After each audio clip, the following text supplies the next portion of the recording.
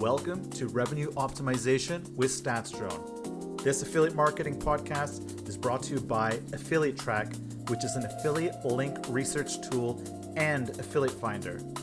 And also brought to you by StatsDrone, the best stats and analytics tool for affiliates, agencies, affiliate networks, and affiliate programs.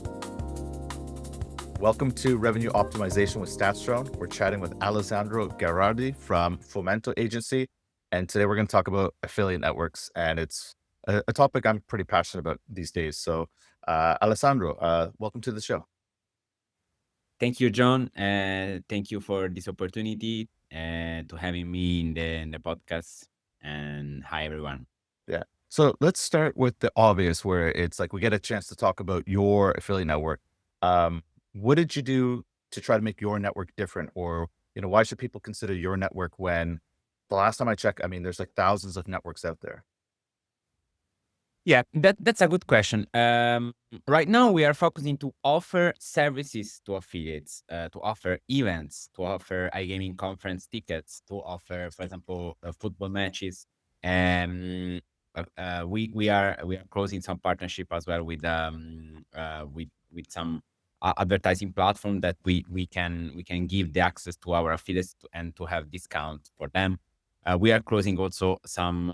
We are having some courses from regulation for example, in Brazil, to offer our affiliates the possibility to get to know the course with a discount, for example. So the thing is, affiliate can find campaigns and good payouts, good offers everywhere, but these kind of related services are very important to offer to make their life easier. Let's say we're focusing on And that.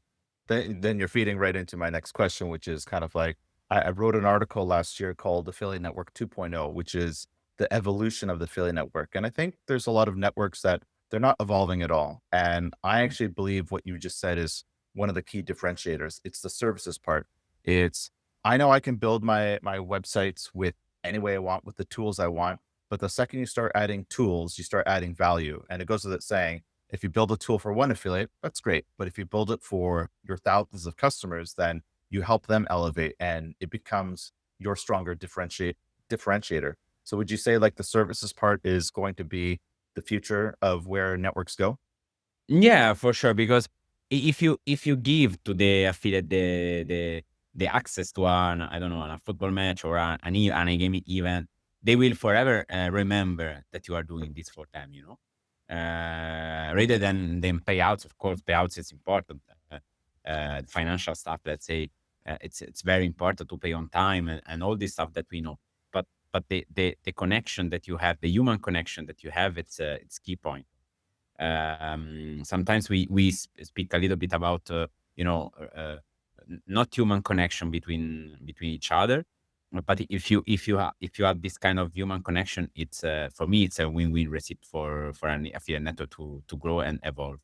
Okay. What you just said made me write down three questions. So let's start with the one of them, which is, how difficult is it to start an affiliate network? People, I think it looks easy, but I got some friends that are just getting started and they're saying this is brutal. So is it? It's very difficult. That's a good question, because I started like now, right now we have a proper team for affiliates, for operator and finance and stuff like that. But I've started like back in the days 5 years ago, and I received, for the first year, I received a lot of no's, a lot of no, thank you, no, thank you, we are not interested, we don't know you. So it's difficult to get to start with. And luckily, we had some big good affiliates with us, and they helped us to grow. But at the beginning, yeah, I agree with you. Like it's very very difficult mm, to get um, to get to know operators and clients. I always remember my first conversion as an affiliate network. It's something that it's always on my mind, because it's a very very big achievement, for us. Okay. Then what's important for a network? I know you mentioned like, payouts as being important, but what are the key ingredients that are just like non-negotiables that you have to bring to the table, like to build those relationships and win those people over eventually?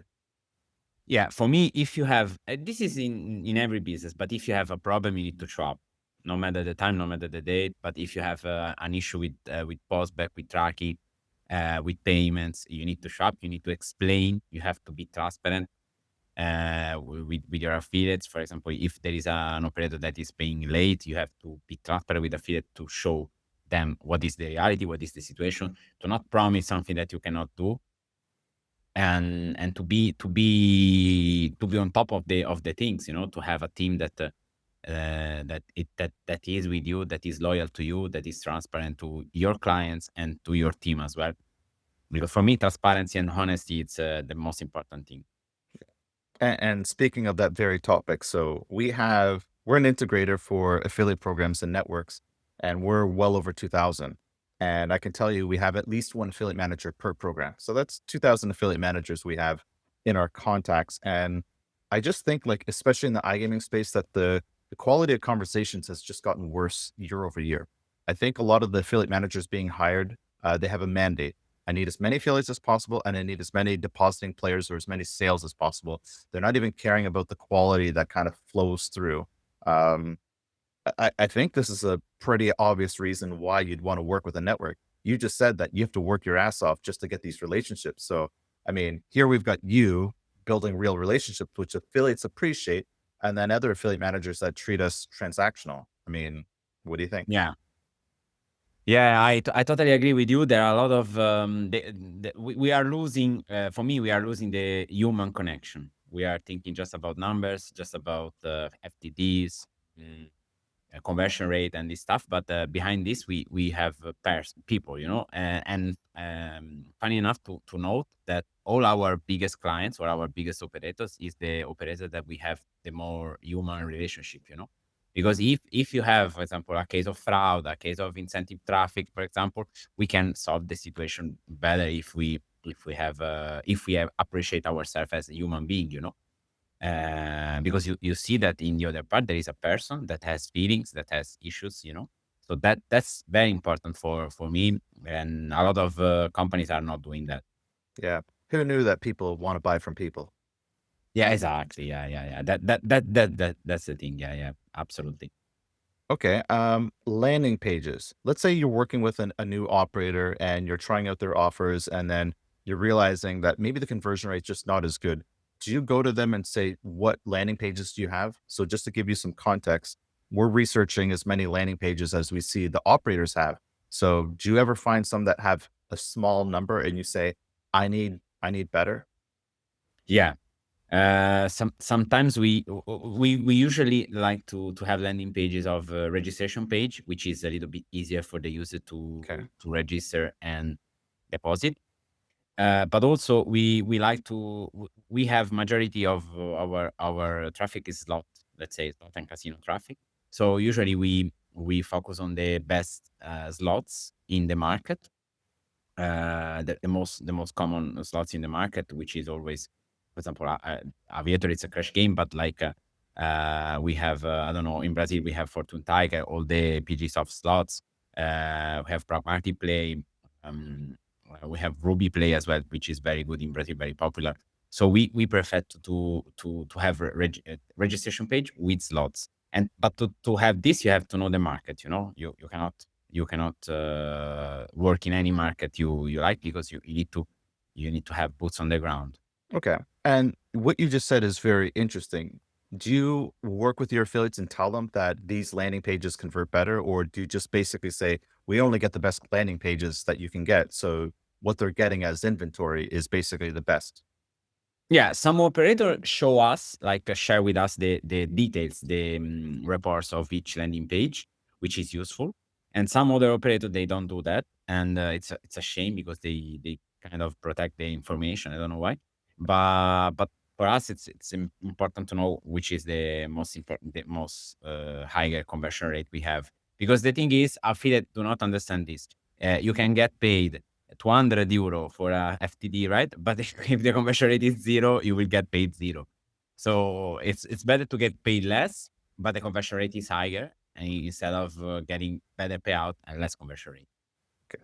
Let's pivot into tracking. You mentioned postbacks, so I'm assuming that you obviously have postbacks. Do you have that across all your operators, or is that most of them? And what are the tracking mechanisms that you care about beyond postback? Like, are we talking dynamic variables, or are we just saying like, accounts, brands, campaigns with postbacks as being like very important for maybe some of your affiliates and publishers? Yeah, we prefer postback because the information it's more valuable, more accurate. But also we can track with API, with GTM. We image with the image pixel. We have less clients, let's say, because image pixel is not very trustful, let's say, for tracking. But yeah, postback in general, we track registration, FTD, and CPA usually with all operators. Okay. And do you find the postbacks is more work, or at least it's worth the effort for trying to get like, the higher detail in your data? Yeah, no, Postback it's very good, but it depends also on the affiliate software, because there are many affiliate software that they work perfectly with Postbacks, but some of them they have some data that they don't pass correctly. You know this better than me, I think. So yeah, depends on the affiliate software. Yeah, that's another topic. I mean, I just been working on a chart recently showing all the postbacks we get, and this is not standardized at all. And on top of it, maybe half of it, it's actually real time, which Yeah, everyone no, real assumes time. is They real. say real time, but it's not real time. Yeah. It's That's the quote of the day. All right, then let's pivot to. I got a question. So obviously, I think you guys are a bit more data focused than the average network that I've talked to.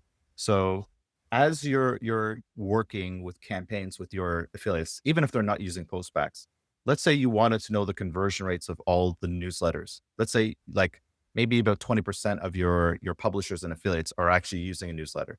Do you have the ability to track that and know like this is my newsletter segment? Or do you think that requires a lot more work to work with the affiliate and say, hey, if you're going to use the newsletter, use a separate link so we can see what's behind it and know the value and influence of that channel? Yeah, we usually add the sub ID because in our platform you can split per sub ID. So we usually add sub ID and sub ID it's good enough to work. But in general, if we have a big affiliates, let's say, we prefer to say to them to split, to open multiple accounts for traffic source because Okay. it's easier to get and manage. And our platform is very, in my opinion, it's very good. So I think with this they can easily better data. Okay. Then quick question. Do you work more where it's each each publisher and affiliate has their own account coming from the program, or is it more like a line item where you have an account with like a master account, and then it kind of you basically say like here's your link, and it's split by sub ID.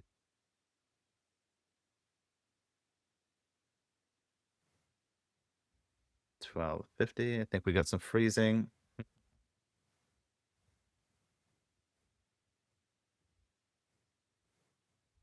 Welcome back. Still there? Oh, we got some slowness. Um,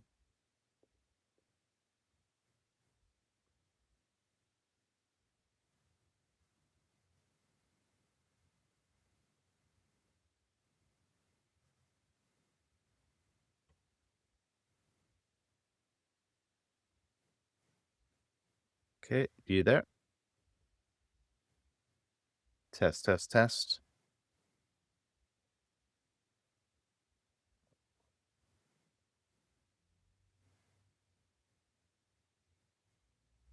Hi, can you hear me? Can you see Yep, me? yep, you're back.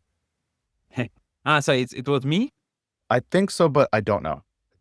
Okay, because I was seeing me, but I was not seeing you. Yeah, it doesn't matter. I think it might have been on your side, but we'll find out in the recording. It's still showing on my side, everything's recording, so we're obviously gonna have like a couple minute gap. So that's very easy to stop, splice, stitch. Yeah. That takes a Yeah, minute. if later you can send me the video, like Yeah. on Google Drive. Okay, absolutely. So I'm going to ask a question before we re-record, which is how do you set up your affiliate accounts? Like, do you go to the affiliate operator and create an account, or are you basically using like a dynamic variable sub ID and it's just they're created automatically in your ledger? No, we usually create an account with the operator. Okay.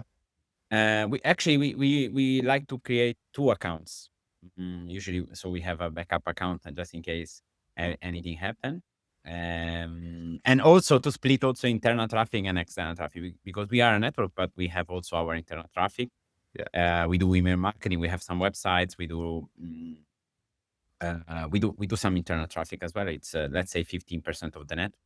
But yeah, we can offer both. So and we also separate by source ID. So we give to the operator our source ID, which is six numbers. Six numbers is our affiliate ID. Right. And like this, we can track the performance of each affiliate. And let me add one thing: there are very few operators that they know how to handle this. Okay. I can mention because it's a very good partner. We work like this very closely with Royal Partners in LATAM, and we are one of the best affiliate for them in LATAM. I think the first one. And for example, we use the source ID, and in case, so we open the campaign that they have a lot of brands. We open the campaign to all the affiliates, and if there is any fraud and instant traffic, he sent me just the report of the affiliate ID, and we go there and we reject the affiliate, and that's it. Like this, it's a win-win because it helps them to get volume. They pay only qualified traffic. They pay only natural traffic, let's say, and we clean a little bit the database of affiliates as well. So So this is perfect, you know. right. But to do this, you have to be focused. You have to be on time. You have to analyze every day, you know. Yeah. And there are not a lot of affiliate managers. They do this. So that's another topic is fraud. Like how prevalent is this? Like how many fraudulent affiliates are trying to get inside your network like all the time? Like is this like a once a day, multiple times a day, a couple times a month? Like how bad is it? Mm, to be honest, I think they communicate between each other, and it's like a wave because we have one fraudster, let's say that he succeed to do fraud, and then he come up with a lot of fraudsters. When their volume is big, we reject them, and then we stop to having them, and then after 2 3 months we have other waves as well of fraudsters. And but thanks to this work we are doing with this operator, because mostly we work in latam, we are having less cases of fraud, Okay. because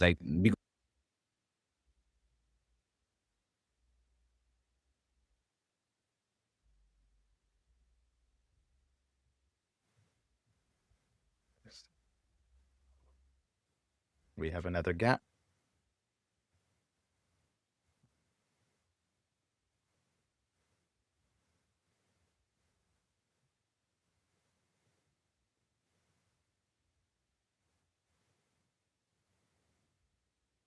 Okay. I hope it's not me, but I have no idea.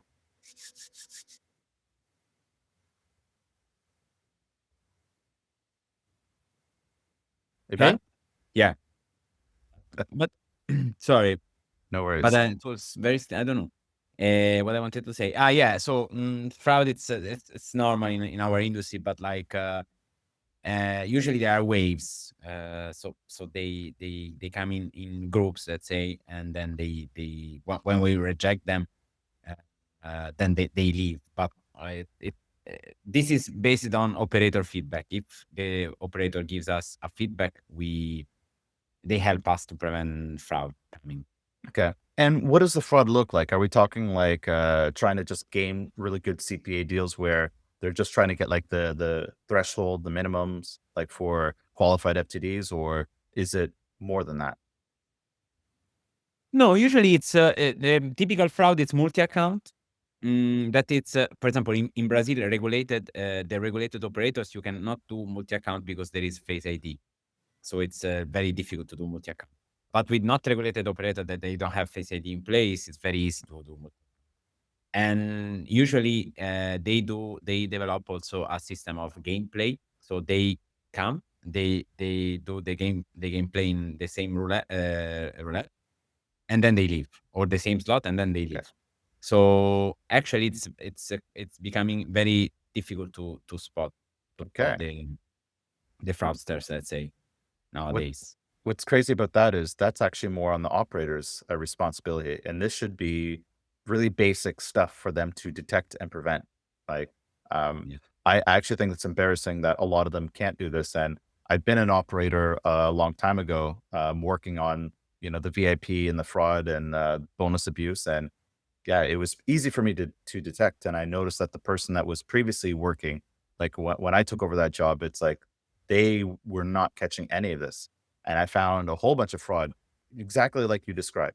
So it's hilarious that nothing's changed in 15 No, years. there are operators that they don't give us good feedback. And also, like, if you, for example, if you have 100 FTD and you have 20 FTD of fraud, that you need to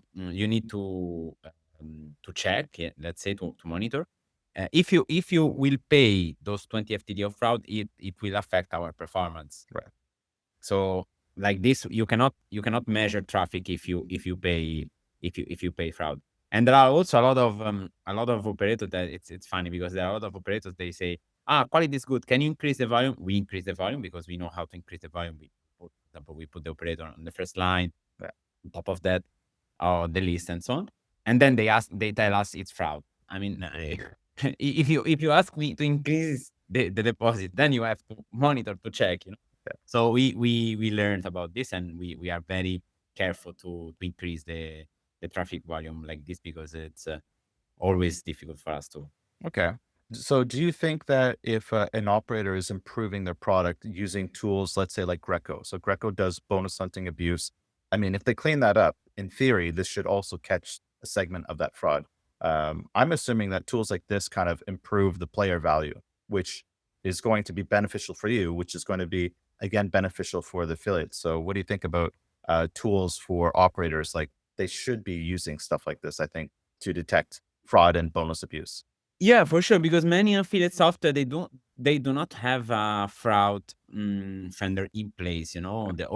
Or if they have, they don't show this to operators, to affiliate managers.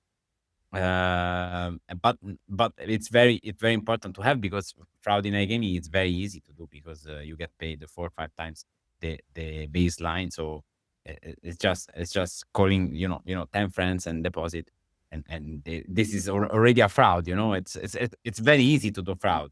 Let's say, I don't want to share No insights out from secrets. fraud, but it's very easy. So yeah, there are very few operators that they know how to work with this. Okay. This was a insightful collection of topics we talked about around affiliate marketing.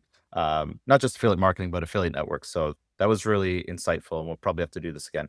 Alessandro, I want to thank you for doing this, and I want to pass it back to you to ask how can people get a hold of you, and just one last shout out to Fomento. Thank you so much, John, for having me. Yeah, Foment, it's an affiliate network focusing on LATAM, Latin America. We work also in tier one. We are growing in tier one, and we offer our affiliates a lot of services, which includes access to iGaming events, access to sport events, a lot of things more. So yeah, that's how we work. And to operator, we offer our own traffic and external traffic as well. So I will uh, I will give you the link to put in the description to join us. And we'll include that in the show notes. Alessandro, thank you so much for doing this. Thank you so much. Thank you so much, John. You're listening to Revenue Optimization with StatsDrone, available on Spotify, Apple Podcasts, and YouTube.